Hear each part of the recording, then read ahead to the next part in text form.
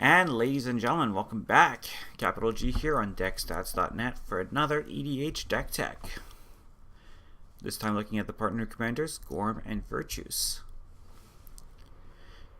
Now, Gorm, of course, 2/7, Vigilance, partners with Virtues, so I can have them both as commanders. And when Gorm attacks, he must be blocked if able, and must be blocked by 2 or more creatures if able. That means if the person only has 1 creature, they've got to block with it. If they have only 2 creatures, they have to block with both. And if they have more than 2 creatures, they still have to block with a minimum of 2.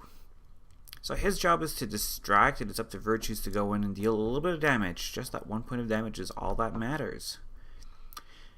Virtues, 3 mana for a 1/1, Death Touch. And whenever he deals combat damage to a player, that player loses half their life rounded up.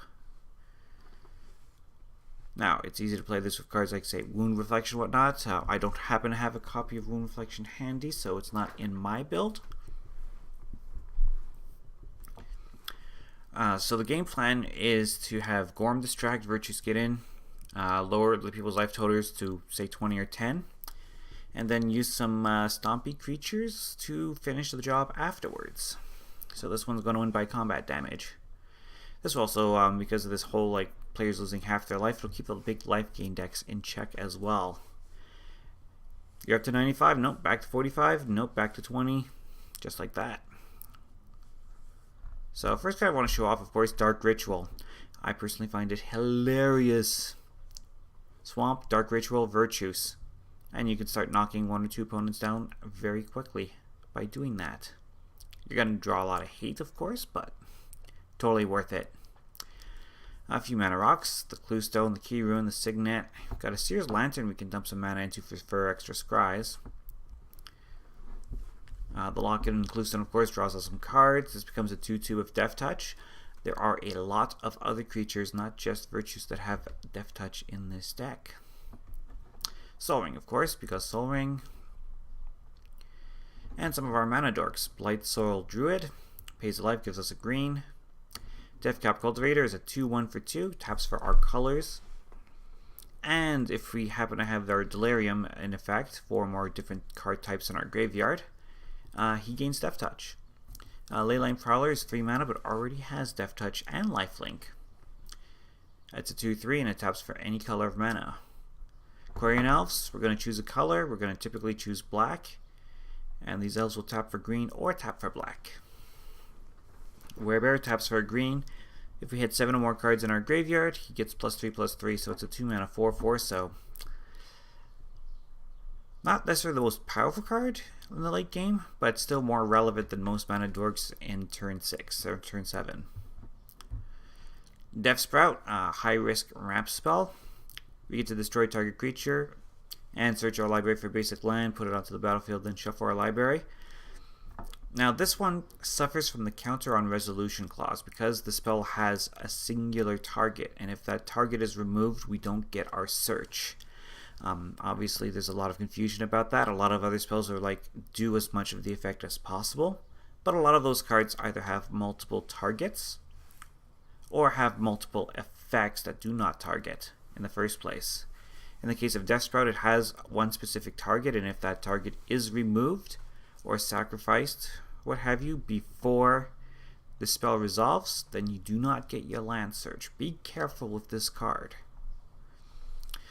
Some more reliable land fetch here with Farseed, Caro, Kodama's Reach, and Sakura Tribe Elder. I didn't have any extra copies of Rampant Growth, otherwise I would have Rampant Growth instead of Kodama's Reach, in fact. Because I like the idea of ramping on 2. Secure Tribe Elder, of course, fills in for that just nicely. I did happen to have some extra copies of that, so in it goes. Got 4 cool pieces of equipment in the deck. Shield of the Realm. If a source would deal damage to equipped creature, prevent 2 of that damage. And it costs 1 to equip. Doesn't seem like a strong card at first, but you'd be surprised how it affects the board state. Because what happens is that all of a sudden, it takes 3 damage to kill off your Virtues instead of 1. Or if you throw it on the Gorm, let's say they have 2 creatures that would otherwise be able to kill Gorm, and they block with it, then they block him. Well, all of a sudden this is providing 2 damage per source. That means 2 damage from each of those blocking creatures. So this helps bring our commanders home. Sword of Vengeance. Quick creature gets 2/0, has First Strike, Vigilance, Trample, and Haste. Both our commanders would like this. Virtues especially, because the First Strike and the Trample means that if you don't want to lose half your life, you have to throw 3 creatures in front of my 1/1. Thirsting Axe, plus 4/0. This one is spent specifically for Gorm because everybody has to block Gorm when he attacks. So you throw this on Gorm, all of a sudden you have a 6/7 coming in, beating face, and dealing combat damage to creatures. So Thirsting Axe seems like a pretty good fit for Gorm. Whisper Silk Cloak. Of course, this one is for Virtues. If he's unblockable in Shroud, then sure. I like the sound of that. And a lot of other creatures with huge ETB effects for us. We have Acidic Slime. Destroys an artifact, enchantment, or line when it comes down, and it has Death Touch. So this is 2-for-1s for us. Casualty of War is in. Because, I mean, 6 mana hits 5 permanents. That's a really good rate. Conclave Naturalist and Indrik Snotpowler are both beaters that pop in an artifact or an enchantment when they come down. A Dire Fleet Ravager. Menace and Death Touch. So he is dangerous. A 4/4 that needs 2 creatures to be blocked to begin with, and it has Death Touch. And it drops everybody's life total by 1/3. Return to Nature, the new, better Naturalize. Gives us an instant speed, destroy artifact, destroy enchantment, or exile a card from a graveyard. So, lots of flexibility on this card. I love this card. I'm hoping that they continue to print this rather than Naturalize going forward, but we will see. Status and Statue. Status says target creature gets +1/+1 and gains Death Touch until end of turn. That means you cast this on Virtues. On Gorm, in fact, so whatever the 2 creature or even 3 creatures blocking Gorm all of a sudden die. Statue, destroy target artifact, creature, or enchantment, so that nice flexibility there to hit artifacts and enchantments as well. So, great card in this deck. A nice pair of Planeswalkers, Garrick, Apex Predator. Is this getting a reprint in something? I'm trying to remember. I think that's the Modern Horizons symbol. If he's getting reprinted in Modern Horizons, then that's pretty sweet, but shouldn't be, because he's already or is that one of the Modern Masters sets? Either way, Garrick, a really popular, powerful Planeswalker, 7 mana, but totally worth it. Destroys other Planeswalkers.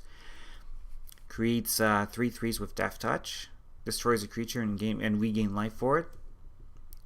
Or an opponent gets an emblem of whenever a creature attacks you, it gets a 5/5 and trample until end of turn. So, it's not here for the ultimate. It's more for the pluses and minuses.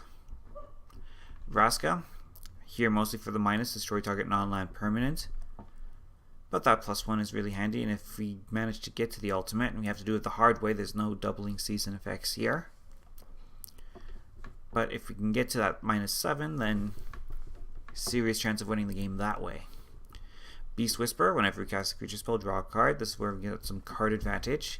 Death Reap Ritual. Whenever, at the beginning of each end step, if a creature died, you may draw a card. So, 4-player game, it's highly likely we'll be drawing some cards on our opponent's turn. Dusk Legion Zealot and Elvish Visionary come into play, draw us a card. Izoni Thousand-Eyed gives us a sack outlet that lets us draw cards.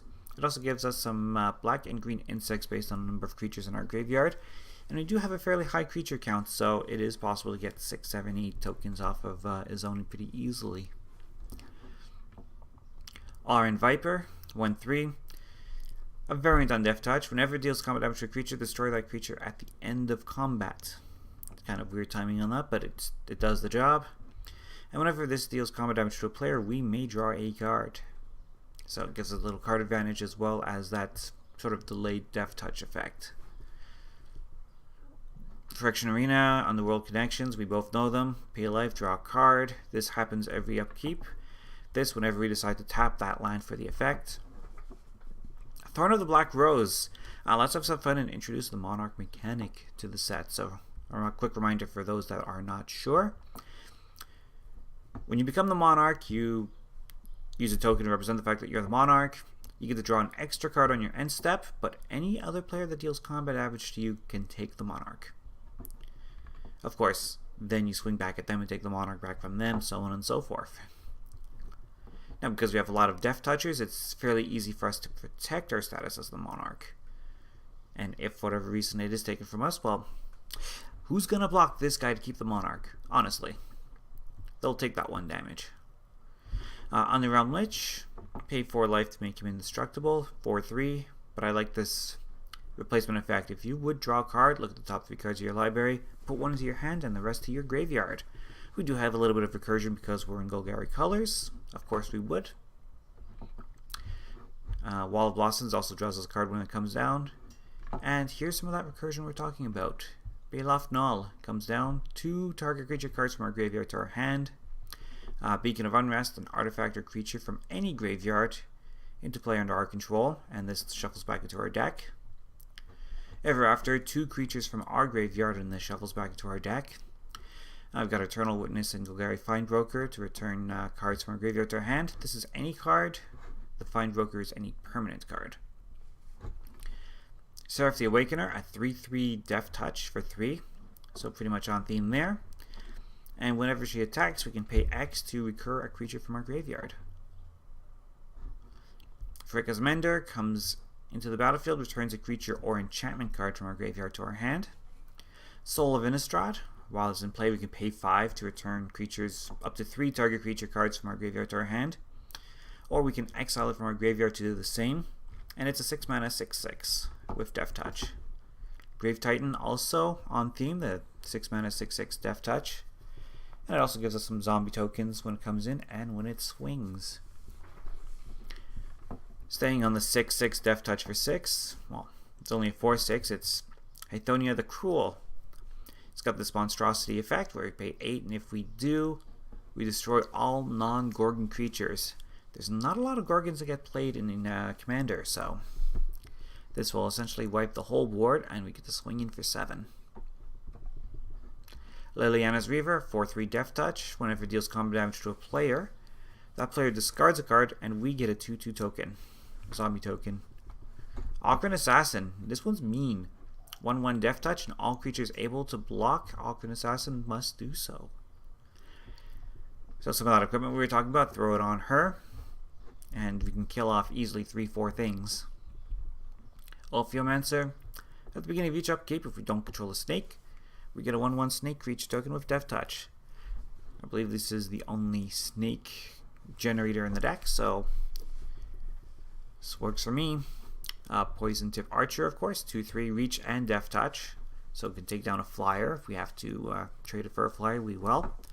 And whenever another creature dies, each opponent loses 1 life. The Vampire Nighthawk, Flying Death Touch Lifelink, a classic from OG Innistrad. Creekwood Leech. Other black creatures get 1/1. Other green creatures get +1/+1. And we get 1/1 black and green worm tokens onto the battlefield. So this helps pump the team a little bit. That's why we have it here. Black, green, black, green, black, green 1. But that's easy in a 2-color deck. God Eternal Rones is here also to give us a power boost before we swing in. And is also a 5/5 Death Touch for 5. And we have the option of shuffling, putting Ronus into our deck 3rd from the top rather than letting it go to the graveyard regardless of how it's removed. We have an Overwhelming Stampede. Creatures we control get trample and +X/+X, where X is the greatest power among creatures we control. Giving the whole team +5/+5 or +6/+6 should be enough to get the job done. Pathbreaker Ibex. Whenever this guy attacks, creatures we control gain trample and +X/+X, where X is the greatest power among creatures we control, so same effect. Thunderfoot Bailiff with 2 commanders as long as either one of them are in play. Creatures we control get +2/+2 and trample. So those are our win conditions. Trample through, reduce life totals to about half, and then trample through with the rest. Non-basic lands, typical budget package, of course. Evolving Wilds, Golgari Guildgate, Foul Orchard, Grim Backwards, let us draw a card. Heart of Yervamaya is a little bit juicy. we have to sacrifice a forest when it comes down, so kind of slows down our mana development a little bit. But it comes into play untapped, it gives us a green, or we can have target creature get +1/+1 until end of turn. So that little +1/+1 boost is a nice little hidden trick, so it catches some players by surprise, because +1/+1 is not usually relevant. But when people don't think that such an effect is relevant, it's surprising how relevant it becomes. His Quagmire comes into play tap, but it's a man land. We can animate it to turn this land into a 2/2 black and green elemental creature with Death Touch. Jungle Hollow gives us the life, gives us our colors. Opal Palace, we can use this to give our commanders +1/+1 counters when we recast them. Pendelhaven, this one is here for Virtues mainly, because we can give Virtues, our little 1/1 commander, a +1/+2 boost, which may save it in the early game from token creatures. Polluted Mire, just a little cycling land, why not? However you pronounce this, Vogthos, the Restless Tomb. We're going to have a bunch of creatures in our graveyard more than likely, so pay 5, turn this into an XX, where X is the number of creature cards in our graveyard. Nice little backup plan. And there's our Terramorphic, as I previously mentioned. And there's Woodland Cemetery. We have 12 swamps and 12 forests, so it's very likely that this will come into play untapped for us and tap for our colors.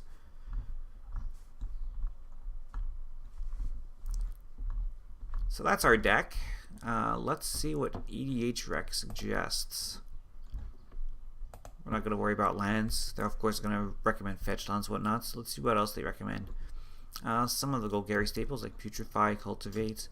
Golgari Charm is a fairly good recommendation because of that instant speed regenerate the team effect. Beast Within, of course, takes down any permanent. We get a 3 beast creature token onto the battlefield. We're getting a white version of this in Modern Horizons, and I will do an EDH set review of that once the full set is spoiled. I'll head over to one of the spoiler sites and we'll look it over together. Lightning Greaves, of course, with Wood Boots. Those are pretty obvious recommendations. I'm not so... can't really contest those. Reclamation Sage. Nah, we've already got plenty of creatures that can do that. I mean, if you need your deck to be a little bit faster, you can swap it out for the Intric Stomp Howler, I guess. But I wanted to have some extra power and toughness on the board because of the deck's game plan. Rapid Growth to pair with our other ramp spells. Yeah, again, I didn't have an extra copy handy, but I would gladly play it. Diabolic Tutor, because Diabolic Tutor, we don't actually have any tutor effects in this deck. So that might be wise to get one of those. And of course it recommends Crows and Grip. So this thing's only really recommending... Let's take the spells out and see if they recommend other creatures. Oh, Harvester of Souls. That would be an excellent add. I have to see if I've got one handy. This would be excellent. A 5/5 Death Touch for 6. Whenever another non-token creature dies, you may draw a card. So that is actually an excellent suggestion. Butcher of Malakir. Yeah, the whole when one creature dies, everyone else sacrifices a creature effect. I definitely see why that would be good. Deathrite Shaman, I would also definitely see why that would be good here. Sad Robot. Yeah, everybody plays Sad Robot. We don't necessarily need to. Archfiend of Despair. Your opponents can't gain life. At the beginning of each end step, each opponent loses life equal to the life that player lost this turn. So yes, this would be a big finisher in this deck, because all of a sudden Virtues is a one-hit kill. So yes, that would be excellent. And Archfiend of Depravity. At the beginning of each opponent's end step, the player chooses up to 2 creatures he or she controls, then sacrifices the rest. That would also be a very powerful add. I like the mana cost on that one. So yeah, some good suggestions. I think the best ones are the Archfiend of Despair and the Harvester of Souls. And the Playcrafter would be pretty decent too. But mostly the Harvester and the Archfiend of Despair. Those are the 2 big ones I would recommend.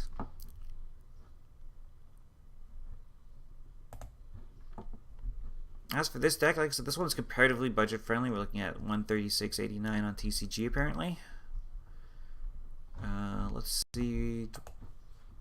Let's get the breakdown of the cards price by price. So, Gorm and Virtues, you can get these for less than $1 combined. They're not commonly played anywhere outside of Commanders, so that is why these guys are affordable. Other than that, what cards we have that are actually somewhat expensive? Farseek is a little high. Konami's reached $2 a copy, which is high for a common, but no surprise there. Secure Tri-Builder, same thing.